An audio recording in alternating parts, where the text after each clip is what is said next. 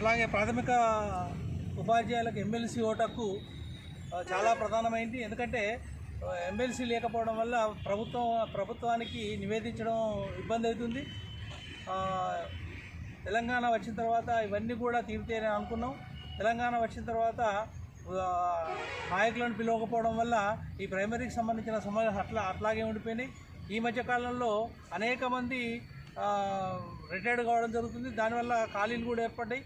ఇటు క్లాస్కి ఒక ఉపాధ్యాయులు లేరు, కనీసం తరగతికి ఒక ఉపాధ్యాయులు లేరు, సబ్జెక్టుకి ఒక ఉపాధ్యాయులు లేరు. ఇవన్నీ కూడా పూరించవలసిన అవసరం ఉంది. అట్లాగే గత 2-3 సంవత్సరాలుగా పీఆర్సీని ప్రకటించకపోవడం వల్ల ఉపాధ్యాయులు తీవ్ర మనస్తాపంతో ఉన్నారు. ఇవన్నీ కూడా ప్రభుత్వం వాళ్ళు చొరవ చూపించి తొందరగా ఏర్పాటు చేసినట్టయితే కొంచెం ఉత్సాహంగా చేసుకోవచ్చు. ఏ ఉద్యోగులకు లేని బాధలు ప్రైమరీ ఉపాధ్యాయులకు ఉన్నాయి. ముఖ్యంగా ప్రైమరీ ఉపాధ్యాయులకు అసలు ప్రమోషన్ అనేది ఛానల్ లేకుండా పోయింది.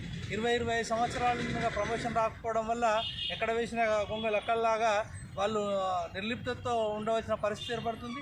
వీటన్నిటిని కూడా మార్చవలసిన అవసరం ఉంది. ప్రస్తుతం దాదాపు విద్యా వ్యవస్థలో ఒక 30,000 ఖాళీలు పెండింగ్లో ఉన్నాయి. వాటిని తక్షణమే నింపాలని కోరడం జరుగుతుంది. అట్లాగే ప్రభుత్వ ప్రైవేటు పాఠశాలను పోల్చి చూసినప్పుడు ప్రభుత్వ పాఠశాలల్లో 5 సంవత్సరాల నుంచి వెళ్ళి విద్యార్థులు రావడం జరుగుతుంది. అదే ప్రైవేట్ పాఠశాలల్లో 3 సంవత్సరాలకే విద్య ప్రారంభమవుతుంది. అట్లా పూర్వ ప్రాథమిక విద్య లేకపోవడం వల్ల ప్రభుత్వ పాఠశాలలు నిర్లక్ష్యానికి గురవుతున్నాయి. అట్లాగే ఇంగ్లీష్ మీడియం చూసినట్టయితే 6th నుంచి వెళ్ళి ప్రారంభించారు. అదే 1వ తరగతి ఉన్నట్టయితే, నర్సరీ నుంచి ఉన్నట్టయితే ప్రైమరీ పాఠశాలలు కూడా మంచి ఉత్సాహంగా అట్లాగే విద్యార్థులతో కలకల్లాడి తద్వారా హై స్కూల్ కూడా మంచి సంఖ్య ఉండేది. అవన్నీ కూడా చొరవ చూపించవలసిన అవసరం ఉందని నేను తెలియజేస్తున్నా. నా పేరు శంకినేని మధుసూదన్ రావు, HGTU రాష్ట్ర అధ్యక్షులు. ఓకే.